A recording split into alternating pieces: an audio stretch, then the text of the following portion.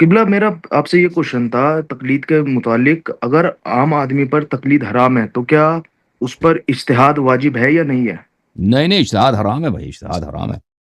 اشتہاد فسق ہے. اشتہاد یعنی وہ چیز جو اللہ اور رسول صلی اللہ علیہ وسلم کی حدیث میں نہیں، آپ اپنے سے بناؤ جی، یہ تو حرام ہے. شرعی ٹھیک ہے نا؟ حکم ہاں، جو چیز واجب ہے کہ آپ احادیث سیکھیں کہ اہل بیت علیہ السلام نے احادیث میں کیا بولا. یہ اجتہاد نہیں ہے. آپ حدیث پڑھیں نا، حدیث میں کیا لکھا ہے، یہ اجتہاد نہیں ہے. سمجھ میں آئی نا بات؟ تو ہاں قبلہ یہ ضعیف ہو اس کا کیسے پتہ چلے گا؟ ہاں ضعیف ہمارے ہاں ائمہ طاہرین علیہم، یہ بھی مجتہدین کا وہ پلاننگ ہے نا. ائمہ طاہرین علیہ السلام نے نہیں فرمایا کہ ضعیف احادیث کی وجہ سے آپ جا کے تقلید کرو. یہ کہیں ہے بھائی، اگر کوئی حدیث ہمیں دکھاؤ کیونکہ ہمارے احادیث میں ضعیف ہیں آپ تقلید کرو. اگر دیکھیں، اگر ہمارے ہاں دین مشکوک ہے، احادیث مشکوک ہے، ضعیف ہیں، تو پھر یہ دین ہی غلط ہے. کیونکہ آخر اللہ نے اپنے حجت کو غائب کر دیا اور دین مشکوک بنا کے چھوڑ دیا. احادیث لوگوں کو پتہ نہیں چلتا مولا کا کلام کیا. تو اس لیے آپ مولا ائمہ طاہرین علیہ السلام کے کلام پہ عمل نہیں کر سکتے، کیونکہ ان میں جھوٹی، ضعیف وغیرہ ملی ہوئی ہے نا. یعنی یہ کتاب ایک مجموعہ ہے احادیث کا. اب اس کتاب میں زہر بھی ہے، شہد بھی ہے. ٹھیک ہے نا؟ ہمیں پتہ نہیں چلتا، تو ہم شہد نہیں اٹھا سکتے یہاں سے، کیونکہ اس میں زہر کا پتہ نہیں، یہ زہر بھی ہو سکتا ہے. ٹھیک ہے نا؟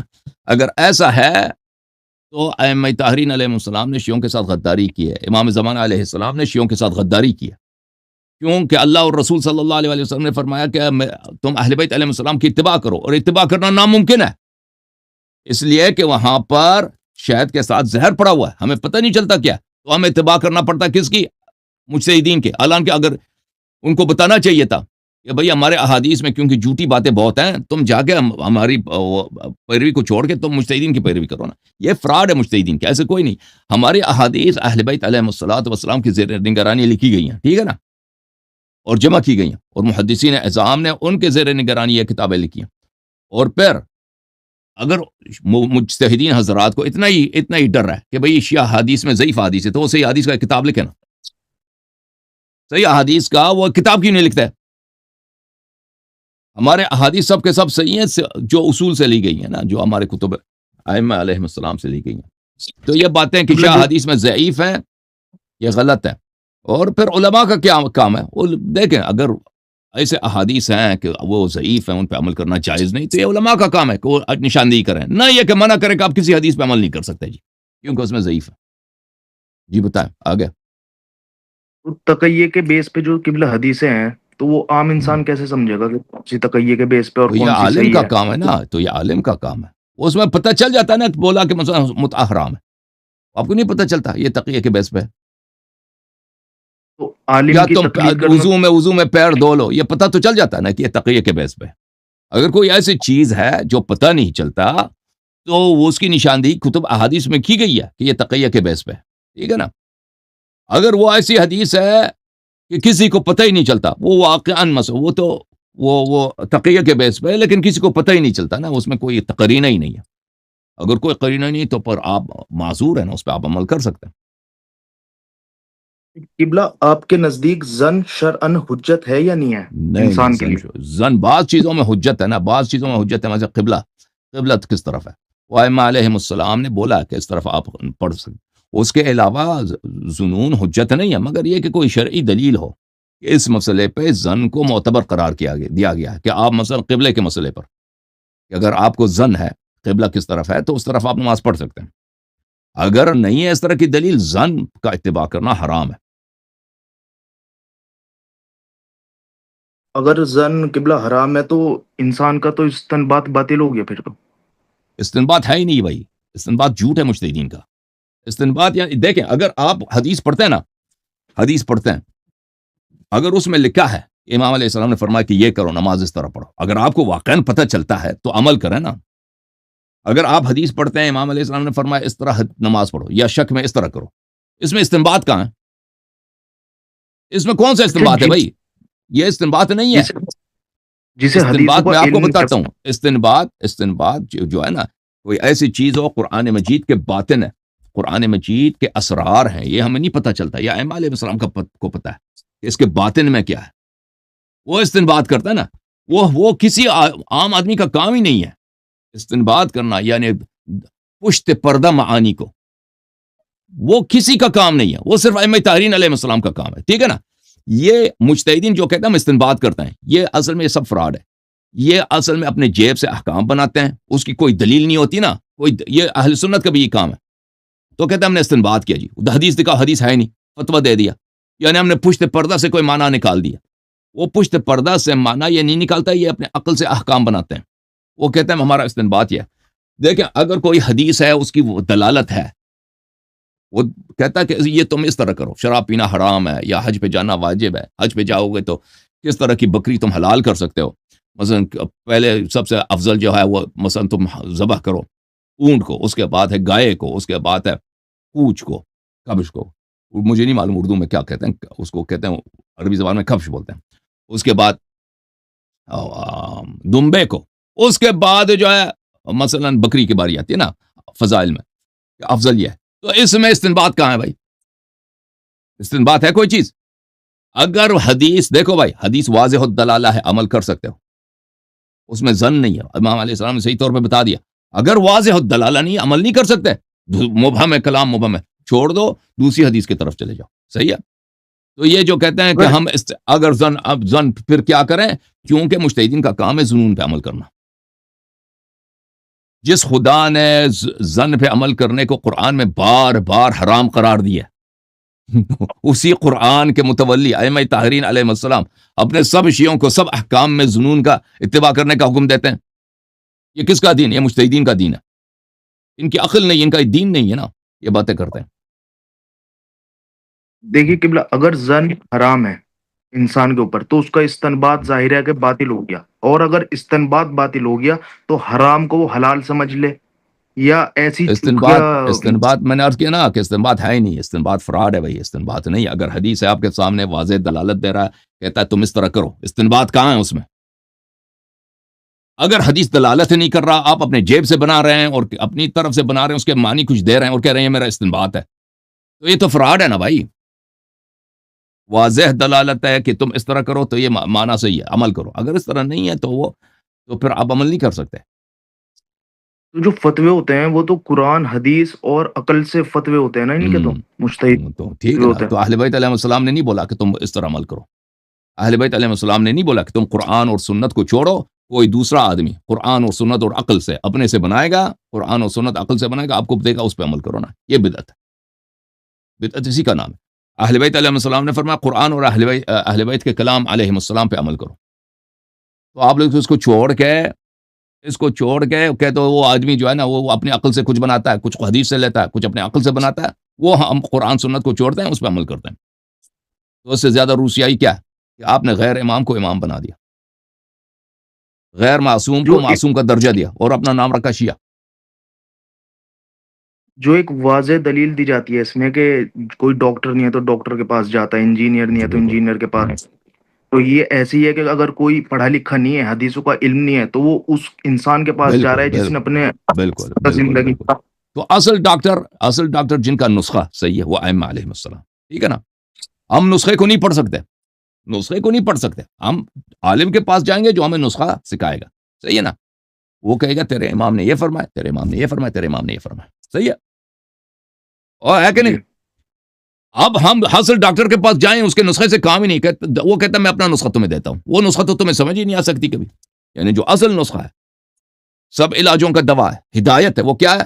اہل بیت علیہ السلام کا کلام۔ اس میں شک ہے بھائی شجاعت بھائی؟ نہیں، میں کوئی غلط بات کہہ رہا ہوں؟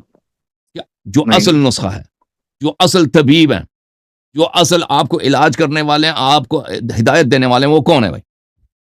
14 معصومین علیہ السلام کے علاوہ کوئی اور ہے؟ نہیں ہے نا، 14 معصومین علیہ، تو ان کے کلام تو بہتر، ہم یہی تو عرض ہے نا کہ علماء کا کام یہی ہے کہ بھئی اہل بیت علیہ السلام کے جو نسخے ہیں شیعہ عوام کو سمجھ نہیں آتی، ان کو سمجھائیں،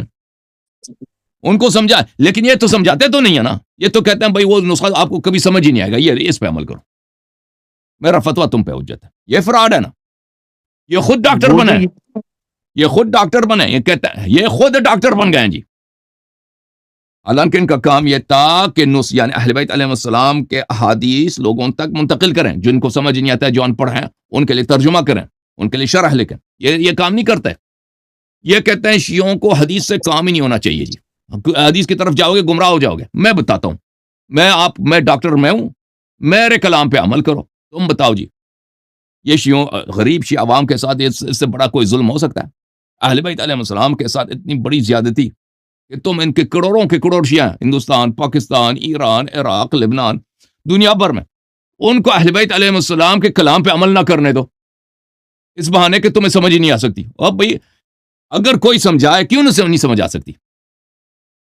جو شخص اردو پڑھنے والا ہے اس کے لیے آپ اردو میں لکھیں، اس کو سمجھ نہیں آئے گی؟ آئے گی نہیں. یہ تو فراڈ ہے کہ کسی کو سمجھ نہیں آ سکتی. یہ تو جھوٹ ہے نا مجتہدین کا. ان سے بڑھ کر جھوٹا ہے ہی نہیں دنیا میں. جی سر.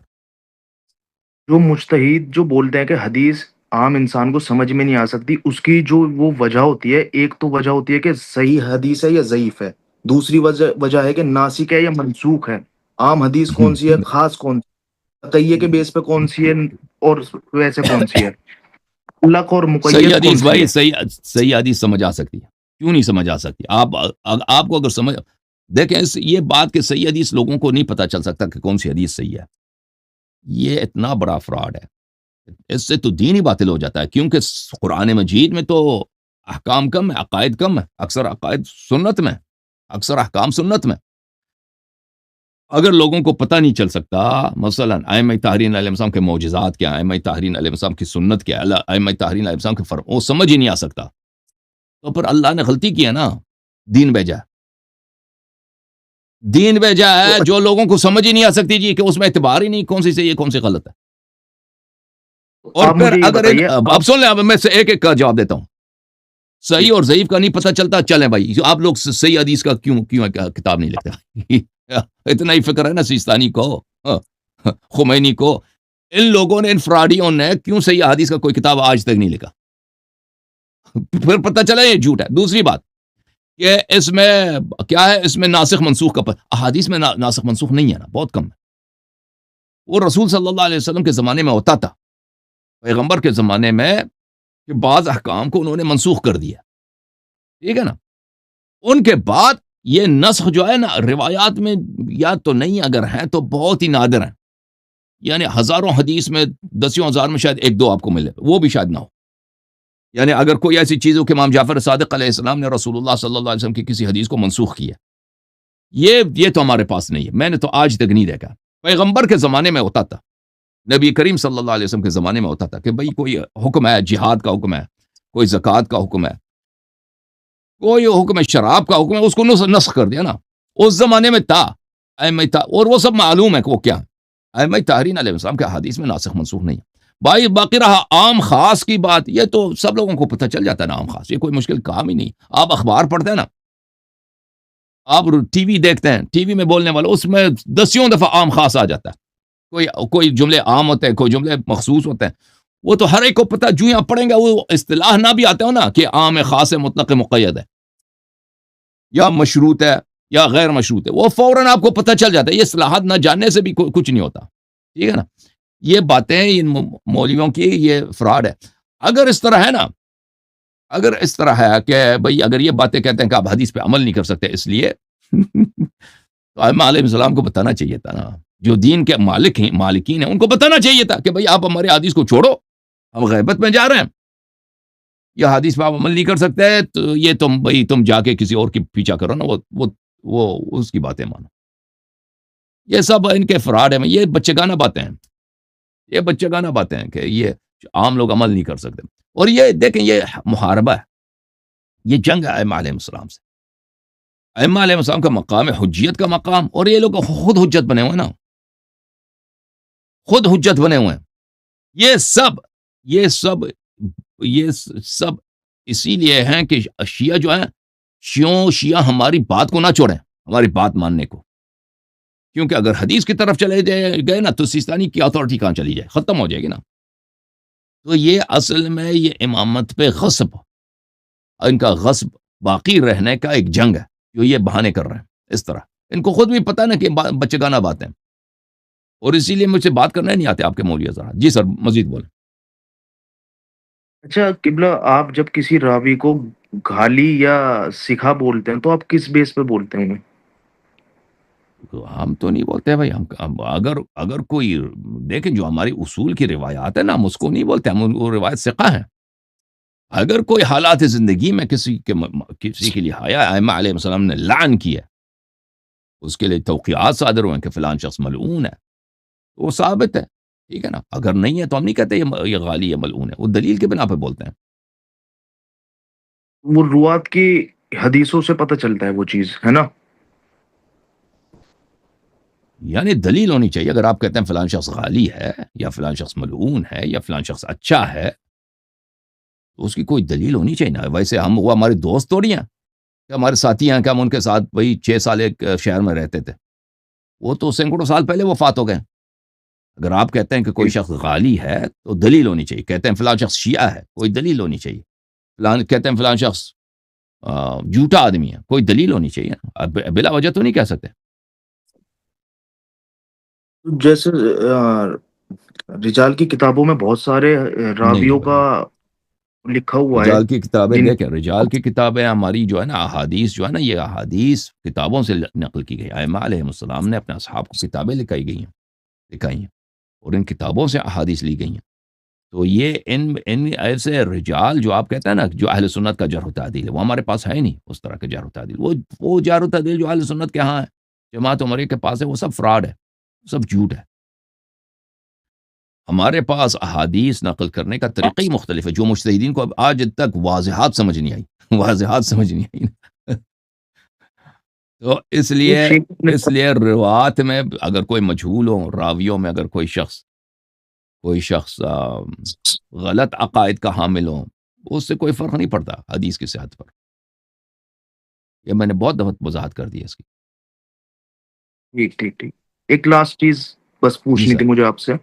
بولیں بولیں بولیں. نحل کی جو آیت ہے، اہل ذکر سے پوچھو اگر تم نہیں جانتے، ہم، ہم. تو پہ اہل ذکر کون ہے؟ اللہ تعالیٰ، وہ اہل ذکر کون مجھے ہے؟ پتہ ہے مجھے، اہل ذکر سے مراد اوصیاء علیہ ہاں، السلام ہے. پر جب آج کے ٹائم پہ امام ہمارے بیچ میں موجود نہیں ہے، امام زمانہ ہم، علیہ السلام ہمارے ہم. بیچ میں موجود نہیں ہے، تو آپ کو کیا لگتا ہے کہ مجتہدین کی طرف تو ان کے جانا تو یہ کلام میں کیا؟ جائیں گے نا. ان کے کلام تو موجود ہے، ان کا کلام تو موجود ہے نا. کیا فرق ہے؟ امام جعفر صادق علیہ السلام اہل ذکر میں سے نہیں ہے، امام محمد باقر علیہ السلام اہل ذکر میں سے نہیں ہے، امام سجاد علیہ پھر السلام، امام موسیٰ کاظم علیہ السلام اہل ذکر میں سے نہیں ہے. ان کا کلام تو موجود ہے نا. اگر وہ پھر ہمیں آپ یہ کوئی چیز نہیں آتی، دیکھیں نہیں آتی، ہم بالکل حرام ہے شریعت میں، دین میں، کہ ہمیں اگر کوئی چیز حدیث میں ہمیں نہیں ملا، ہم کہہ دیں یہ دین کا حصہ ہے. یہ تو نہیں کہہ سکتے نا. نہیں کہہ سکتے حرام ہے، نہیں کہہ سکتے حلال ہے، نہیں کہہ سکتے واجب ہے، کچھ بھی نہیں کہہ سکتے، مگر یہ کہ وہ حدیث میں موجود ہے. اب اگر ہمیں کوئی چیز سمجھ نہیں آئی تو ہم کس سے رجوع کریں؟ جب قرآن نے فرمایا اہل ذکر سے رجوع کرو، تو ہمیں اجازت نہیں ہے کہ غیر کے پاس جائیں. کس سے رجوع کریں؟ کلام اہل بیت، کلام تو موجود ہے نا. اور امام تو آپ یہ زمانہ بول علیہ الصلوۃ والسلام آج موجود ہیں. امام زمانہ علیہ الصلوۃ والسلام وہ ہمارے احوال کو دیکھتے ہیں ایک باپ کی طرح، ایک ٹیچر کی طرح. اگر اس طرح ان ہوتا سے کہ شیعوں کے پاس شریعت نہیں ہے، شریعت نہیں ہے یعنی کچھ، وہ غائب ہی نہ ہوتے بھائی. وہ غائب ہی نہیں ہوتے. شریعت موجود ہے، شریعت کے احکام موجود ہیں. وہ سب کچھ احادیث امام زمانہ علیہ السلام کے ہیں، لیکن جو احادیث امام جعفر صادق علیہ السلام کے، وہ فرق ہی کیا ہے؟ وہ کوئی فرق ہے بھائی؟ امام رضا علیہ السلام کی احادیث میں، امام زمانہ علیہ السلام کی حدیث میں کوئی فرق ہے؟ کچھ فرق ہی نہیں ہے بھائی. سب ان کا جملہ ایک ہی ہے، دین ایک ہے نا. وہ دونوں معصوم ہیں، سب کے سب معصوم ہیں. ٹھیک ہے نا. تو تو آپ یہ بول ہمیں اس لیے اجازت نہیں ہے جب قرآن نے فرمایا کہ اہل ذکر سے مراجعہ کرو، غیر اہل ذکر سے ہم معلوم کریں گے، یہ حرام ہے. ٹھیک ہے نا. علماء کا کام ہے، اہل بیت علیہ السلام نے علماء کو کیا حکم دیا کہ تم ہماری سنت کو لوگوں کو سکھاؤ، احادیث لوگوں کو سکھاؤ. جن لوگوں کو سمجھ نہیں آتی نا ان کو سکھا دو. یہ علماء نے تو یہ سلسلہ ہی چھوڑ دیا جی. اسی لیے تو کہتے ہیں نا اہل بیت علیہ السلام کے سب سے بڑے دشمن شیعہ مولوی خود ہیں، شیعہ مراجع، شیعہ علماء، یہ اہل بیت علیہ السلام کے بدترین دشمن ہیں. تو آپ یہ بول رہے ہیں کہ ہر کسی کو حدیث پڑھنی چاہیے، مطلب بالکل آپ بول رہے بالکل ہیں. بالکل. جو پڑھ سکتا ہے نا، بعض افراد پڑھ نہیں سکتے بیچارے، وہ معذور ہے نا. جو خواتین پڑھنا لکھنا نہیں جانتے، جو ان پڑھ ہیں، جو پڑھ سکتے ہیں ان پہ پڑھنا تفقہ فی الدین یہ واجب ہے، ہر شخص پہ واجب ہے کہ کم از کم اس مقدار تک جو انسان کو جس کی ضرورت ہے. معصومین علیہ السلام کے حالات زندگی، معصومین علیہ السلام کا کیا فرمان ہے، ڈیلی آپ جو کام بجا لاتے ہیں، جو سنتیں بجا لاتے ہیں نا، خواب سے اٹھ کے ہم نے کیا کرنا ہے، مثلا خواب کے وقت سوتے وقت کون سا ذکر پڑھنا ہے، یہ سب یہ، اور اسی طرح مثلا وضو کس طرح بنائیں، نماز صبح کس طرح ادا کریں نا، یہ جو باتیں ہیں یہ اہل بیت علیہ السلام کے احادیث سے سیکھنی چاہیے یہ باتیں. اوکے، لوگوں پہ فرض ہے، لیکن بعض لوگ نہیں پڑھ سکتے، ان کے لیے پھر فرض ہے کہ سنیں. ایسے افراد جو ان کو سنائیں بھائی، ٹھیک ہے نا، ان کو سنائیں، جو پڑھ سکتے ہیں ان پہ پڑھنا ضروری ہے. جی ہاں، وہ غلط کہہ آپ رہے ہیں. مجھے ایک چیز اور بھائی کوئی خطرناک چیز بتا رہے ہیں کہ اہل بیت علیہ السلام کے کلام پڑھو. ایسا ہے. اور بھائی یہ کوئی اور بھائی مشیوس یاد رکھو، میں کوئی نیا دین نہیں لے کے آیا، یہ اتنا بڑا جرم نہیں ہے کہ یہ اس کی وجہ سے مجھے تکفیر کر رہے ہیں شیعہ علماء. یہ خود کافر ہیں، یہ ملعون. اگر ہم نے بولا ہے اہل بیت علیہ السلام کی احادیث پڑھو، جس کو پڑھنا نہیں آتا وہ دوسروں سے سنے. اور بھائی دین اس کے علاوہ کسی اور چیز کا نام ہے؟ مجھے بتاؤ شجاعت بھائی، دین کوئی اور چیز بھی ہے اس کے علاوہ؟ ہے؟ نہیں، بالکل نہیں. نہیں ہے نا. پر دین ہی ایسی چیز کا نام ہے. اہل بیت علیہم الصلوۃ والسلام کے کلام سنو، اس پہ عمل کرو، اس کو قبول کرو. ہاں، یہ کہتا ہے نہیں جی، یہ جو ہمارے مولوی حضرات ہیں آپ سے آخر تک لڑیں گے کہ نہیں جی، نہیں یہ نہیں کر سکتے. یہ اگر یہ کہہ دیں تو کہتے ہیں یہ استثمار کا اور استعمار کا ایک سمجھوتا ہے. جی سبحان اللہ، کنسپریسی ہے اسلام اور تشیع کے خلاف. ہے کہ نہیں؟ وہ سب جاؤ کیسے کنسپریسی ہے یہ. اگر کنسپریسی ایسا ہے تو یہ تو بہترین کنسپریسی ہے. اس سے بڑھ کر کوئی کنسپریسی ہو سکتی ہے دنیا میں؟ اس سے بہترین کوئی، اللہ آباد کرے جو بھی شخص شیعوں کو اس بات کی ترغیب دیتا ہے کہ تم اہل بیت علیہ السلام کے کلام پڑھو، سنو، عمل کرو. اگر یہ کوئی کنسپریسی ہے تو ہم اس کنسپریسی کے ساتھ ہیں، ہم اس سمجھوتے کے ساتھ. یہ بہترین سمجھوتا ہے. یہ بولے شجاعت بھائی.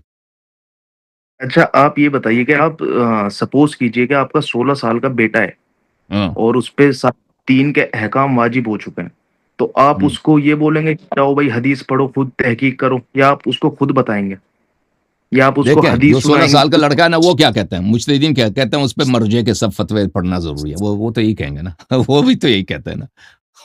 وہ کہتے ہیں مرجع کے فتوے اس پہ پڑھنا، اس کو تقلید کر، سب سے پہلے اس کو تحقیق کرنا پڑے گا کہ عالم کون ہے. یہ فراڈ ہے کہ نہیں؟ عالم کون ہے؟ پر جب عالم ملے گا، عالم کے اس کو سب فتوے جو اس کے زندگی کے مطابق ہیں اس کو سیکھنا پڑے گا. ہم کہتے ہیں کہ بھائی اس کے لیے ضروری ہے بچہ 16 سال پہنچنے سے پہلے، یعنی جب 5 سال 6 سال کا ہوتا ہے نا، والدین کو اس کو سکھانا چاہیے کہ اللہ کون ہے، اللہ کے صفات کیا ہیں، رسول صلی اللہ علیہ وسلم کون ہے، پنجتن پاک کون ہے، 12 امام کون ہے، ان کے حالات زندگی بتائیں، ان کے دل میں ان کی محبت پیدا کریں، ان کو حکم دے نماز پڑھو. ٹھیک ہے نا. ان کو حکم، بچہ جو چھوٹا ہوتا ہے نا وہ والدین کی بات مانتا ہے. اس کو بولو بھائی، ایک بچہ ہوتا ہے نا کہ وہ سمجھ نہیں آتی اس کو چھوڑیں، اس کو کھیلنے دیں. جس بچے کو ابھی وہ اس کو سمجھ ہی نہیں آتی، اس سے جتنی بات کرے نا بیچارہ، وہ اس کو سمجھ نہیں آتی، اس کو بولو تم کھیلو. لیکن جب بات سمجھ آتی، سیکھ سکتا ہے تو اس کو سکھا دو، یہ باتیں سکھا دو. اور پھر جب وہ 15-16 سال کا ہو جاتا ہے نا تو اس کو سب کچھ آ رہا ہوتا ہے.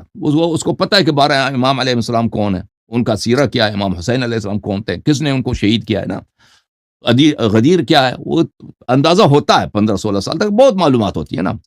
پھر اس وقت اگر وہ پڑھ سکتا ہے بچہ، مثلا کوئی ایسا کہ وہ ہائی اسکول کا لڑکا ہے نا، تو وہ حدیث کی کتابیں انگلش میں، اردو میں تو پڑھ سکتا ہے، وہ کوئی مشکل نہیں ہے اس کے لیے. اگر وہ کسی گاؤں میں رہتا ان پڑھ ہے تو پھر تو علماء کا کام ہے نا کہ اس کو حدیث وغیرہ سکھائے نا. اگر یہ علماء نہیں سکھاتے تو پھر یہ علماء گنہگار. اچھا، جیسے آپ نے ابھی کہا کہ 7-8 سال کا بچہ ہو تو اسے سکھانا چاہیے کہ اللہ ایک ہے، نماز کا حکم کرنا چاہیے اسے، ٹھیک ہے، بالکل صحیح کہا آپ نے. تو آپ اگر کوئی 7-8 سال کا بچہ ہے تو آپ اسے حدیث تو پڑھ کے نہیں سنائیں گے نا، آپ اس کو خالی بولیں گے کہ اللہ ایک ہے. تو اگر ہاں، اسی طرح مجتہدین حدیث نہیں سناتے، وہ ڈائریکٹ بولتے ہیں، تو آپ کے بولنے میں اور ان کے بولنے میں کیا فرق ہوا؟ دیکھ ہم بچے کو جب بولتے ہیں نا کہ اللہ ایک ہے، تم نماز نہیں پڑھو گے تو تم جہنم جاؤ گے، تو ان کو کچھ اندازہ ہوتا ہے کہ یہ جو میرے والد کہہ رہے ہیں یہ اللہ کا حکم ہے. ان کو کچھ اندازہ ہوتا ہے. ٹھیک ہے نا. اور بچے کو، اب بچہ چھوٹا ہے، اس کو اس سے زیادہ سمجھ نہیں آتی، وہ غیر مکلف ہے، ہم اس کو نماز حکم اس لیے دیتے ہیں کہ اس کی تربیت ہو جائے. کہ وہ اس لائن پہ آ جائے، ٹھیک ہے نا، کہ وہ سمجھ جائے. لیکن اگر بچہ سمجھ لے، کچھ بچے بہت ذہین ہوتے ہیں، یعنی 6-7 سال کی عمر میں وہ آپ سے پوچھ سکتے ہیں نا کہ اس طرح کیوں وضو لے لیں، کیوں لے، آپ کہہ سکتے ہیں نا، اس کو بتا سکتے ہیں کہ بھائی یہ اللہ کا حکم ہے، یہ رسول اللہ صلی اللہ علیہ وسلم کی سنت ہے، یہ امام علی علیہ السلام کی سنت ہے. اور ہم سناتے بھی ہیں، ایسے نہیں کہ ہم نہیں سناتے. ہم کہتے ہیں بھائی کوئی بچہ نماز میں دیر کرتا ہے نا، اس کو بتاتے ہیں بھائی نماز نہیں پڑھتا حدیث میں کہ وہ جہنم جائے گا، جو فجر کو جلدی نہیں اٹھے گا اس کے اتنی فضیلت اس کے ہاتھ سے نکل جاتی ہے. ہم سناتے ہیں، کیوں نہیں سناتے؟ اور بچوں کو سمجھ بھی آ جاتی ہے. تو اب مجتہدین کیا کہتے ہیں؟ مجتہدین تو بچوں کے سے بات، وہ تو مکلفین سے بات کر رہے ہیں، بالغین سے. کہتے ہیں بالغین پہ حرام ہے کہ وہ حدیث کی اتباع کریں. ان کے لیے کیا آپشن ہے؟ ایک آپشن یہ ہے کہ وہ مجتہد بنے، وہ مجتہد تو ہے نہیں، وہ تو چلا گیا، پھر حدیث پہ عمل نہیں کر سکتے. پھر کیا کریں؟ پھر یا تو احتیاط کریں، پھر یا تو احتیاط جو ہے سب مجتہدین کے فتووں پہ عمل کریں یا کچھ مجتہدین کے فتووں پہ عمل کریں. ہم نہیں کہتے، کوئی والد کسی والد کو حق نہیں ہے کہ کہہ دے اپنے بیٹے سے کہ یہ میرا کلام تم پہ حجت ہے. والد کا مطلب یہ، وہ جو بتاتا ہے نا، اس کا مطلب یہی ہوتا ہے کہ اہل بیت علیہ السلام کا کوئی کلام یہ ہے. اور بچہ جب بالغ ہوتا ہے نا تو وہ والدین کی تقلید نہیں کرتا، وہ بلوغ سے پہلے بھی والد تقلید نہیں کر رہا ہوتا. اس کو اندازہ ہوتا ہے کہ اہل بیت علیہ السلام کا فرمان ہے. شاید ہو سکتا ہے اس کو تفصیل سے احادیث نہ سکھایا گیا ہو، لیکن ایک دفعہ جب وہ مکلف ہو جاتا ہے نا، تو جب اس کو عقل آ جاتی ہے تو اس کو بتانا چاہیے. اگر کوئی والد نہیں بتاتا تو غلطی کرتا ہے. اس کو بتانا چاہیے کہ بھائی میں تیرا امام نہیں ہوں، ہمیں سب احکام میں اہل بیت علیہ السلام کے کلام کی اتباع کرنی چاہیے. اور یہ اس کا کتاب ہے، بھائی یہ کتاب ہے، اس کو پڑھو، سیکھو کہ بھائی تم کون سی بڑی گناہ ہیں، کون سی کن چیزوں کا زیادہ ثواب ہے، اہل بیت علیہ السلام کے فرامین کیا ہیں، گناہ کون سے ہوتے ہیں. اور پھر جو حلال حرام کے مسائل ہیں، شراب کیوں حرام ہے، اس کے حدیث یہاں پہ اس کتاب میں لکھا ہے، پڑھو، ٹھیک ہے نا. حج پہ جاتے ہو، یہ حدیث ادھر ہے، اس طرح حج بجا لاؤ، یہ تو کرنا چاہیے. تو یہی عرض یہ ہے، صحیح ہے نا. تو ابھی قبلہ آپ کی بات سن کے، تو مطلب آپ کی بات سنے اور مجتہدین کی بات سنے تو شیعوں کے پاس صرف 3 راستے نکلتے ہیں. یا تو وہ اپنے قیاس پہ عمل کرے، یا ہوں، پھر وہ خود ساری حدیثوں کی کتاب پڑھیں، ساری احکام کی کتابیں ہوں، پڑھیں وہ، ہوں. یا پھر وہ شارٹ کٹ لے کے تقلید کو فالو کر لیں. ساری اب احادیث آپ مجھے کیوں پڑھیں؟ بتائیں، ساری احادیث کیوں پڑھیں؟ ابھی ایک کتاب ابھی میں ساری کون حدیث. کہتا ہے کہ سب احادیث شیعوں پہ ضروری ہے کہ سب احادیث پڑھیں؟ بھائی یہ غلط، یہ بھی فراڈ ہے نا مولیوں کی، کہ سب احادیث آپ نہیں پڑھ سکتے ہیں. وہ احادیث جن کی آپ کو ضرورت ہے نا، وہ احادیث، وہ وہ اسپیسیفک احادیث، حدیث کے. ہاں وہ احادیث. مثلا آپ دیکھیں، آپ صبح اٹھتے ہیں نا، صبح کون سی چیزیں نیند سے جب ہوتے ہیں مستحب ہے، یا رات کو سوتے وقت، یہ کون سی دنیا کی ساری احادیث ہیں بھائی. زندگی میں آپ نے ایک دفعہ پڑھا تو یاد رہتا ہے، 5-10 سال تک یاد رہتا ہے. 5-10 سال کے بعد دوبارہ پڑھیں گے نا، پھر وہ 15-20 سال تک آپ نہیں بھولیں گے کہ بھائی انسان صبح سوتا ہے تو یہ مستحبات یہ ہیں. نماز فجر پڑھیں گے، اس کے بعد یہ چیزیں کرنی چاہیے نا. یہ کون سا بھائی دنیا کی ساری احادیث ہم کہتے ہیں پڑھیں نا. اب نماز، فجر کی نماز کا وقت کیا ہے، یا فجر کی نماز کس طرح پڑھنی چاہیے، اس کے متعلق یہ کوئی ضروری نہیں کہ تفصیل سے جتنی احادیث پڑھیں نا، اتنی احادیث جتنی آپ کو ضرورت ہے آپ پڑھیں. یہ اس لوگوں کے لیے مشکل بناتے ہیں جماعتیں. اب دیکھیں، صحیح عقائد کے لیے شیعوں کے عقائد صحیح ہونی، وہ خود کہتے ہیں کہ عقیدے میں تقلید نہیں ہوتا. صحیح ہے نا، خود کہتے ہیں عقیدے میں تقلید نہیں ہوتی، کہتے ہیں نہیں کہتے. اب اس کے لیے ضروری ہے کہ عقیدے کے جتنے احادیث آپ پڑھیں. انہوں نے خود پڑھی ہوئی عقیدے، اس سیستانی نے خود پڑھی ہوئی عقیدے کے جتنے احادیث ہیں، یہ خود مولوی حضرات نے پڑھی ہوئی نہیں پڑھی ہے نا. اتنے احادیث امامت پر، اتنے احادیث معجزات پر، اتنے احادیث توحید پر، اللہ کے صفات پر، اتنے احادیث بلا ماشاء اللہ. یہ کوئی ضروری ہے کہ انسان سب پڑھے؟ وہ جتنا اس کو وہ پڑھ سکتا ہے پڑھے، کہ اس کا عقیدہ صحیح ہو جائے نا. وہ سب تفصیلات پڑھنے کی ضرورت نہیں ہے. کوئی شخص عالم بننا چاہتا ہے، وہ زیادہ تحقیق کرنا چاہتا ہے، بسم اللہ زیادہ سے زیادہ پڑھے نا. اسی طرح فروعات میں یہ ان لوگوں کا فراڈ ہے نا، کہتے ہیں کہ تم سب پڑھو. یہ خود کہتا ہے نا کہ آپ کو جتنے مسائل کی ضرورت ہے، آپ کو مجتہد کے فتوے پڑھنے اور سیکھنے کی آپ پہ واجب ہے. یہ خود کہتے ہیں، خود حضرات یہی فرماتے ہیں. بھائی آپ وہ تو نہیں کہتے کہ تمہیں مجتہد کے جتنے فتوے تمہیں یاد کرنا ضروری ہے، وہ نہیں کہتے. کہتے ہیں ہاں جس کے تمہاری زندگی میں ضرورت پڑتی ہے، جس کا تمہیں اس سے ابتلا ہے، وہ سیکھنا ضروری ہے. مثلا حج میں جاتے ہو، حج میں جو فتوے ہیں اس کو سیکھنا ضروری ہے. یا مثلا کوئی شخص نکاح کرتا ہے، کیونکہ اب پہلے نے شادی نہیں تھی، اب شادی کر رہا ہے، تو اس شادی کا کیا طریقہ وہ سیکھنا ضروری ہے، مجتہد کا فتویٰ سیکھنا ضروری ہے۔ یا کوئی خمس نکالتا ہے تو کہتا ہے یہ بھائی خمس نکالنے کے لیے وہ اس کے فتوے سیکھنا ضروری ہے۔ تو یہ فتووں کے متعلق اگر ہو تو اس میں کوئی اشکال ایراد نہیں ہے نا، وہ تو نہیں کہتا کہ سارے فتوے سیکھو، سیستانی کے بہت سارے فتوے ہیں، سیستانی کو خود پتہ نہیں ہے اس کے کتنے فتوے ہیں۔ وہ ہمارے قوم میں بہت سارے مجتہدین ہوتے تھے، ان کو اپنے فتوے یاد نہیں رہتے تھے، وہ کتاب سے دیکھ کے آپ کو اپنے فتوے بتاتے تھے، ٹھیک ہے نا، ان کو خود یاد نہیں رہتے ان کے فتوے کیا۔ تو اب جب احادیث کی باری آتی ہے نا، تو یہ ان لوگوں کا فراڈ ہے کہ دنیا میں سب احادیث وہ بیچارے لوگ کیسے پڑھیں۔ ہم بھی نہیں کہتے کہ وہ سارے احادیث پڑھنا ضروری ہے۔ جھوم جاؤ، پرواز کرو، کیوں فخر سے سر اٹھا، کیونکہ اللہ تعالیٰ نے تمہیں انتخاب کیا، صراط حق پر صرف تم ہو، صراط ایمان پر صرف کیا، کیونکہ اللہ تعالیٰ نے تمہیں انتخاب کیا، صراط حق پر صرف تم ہو، صراط ایمان پر صرف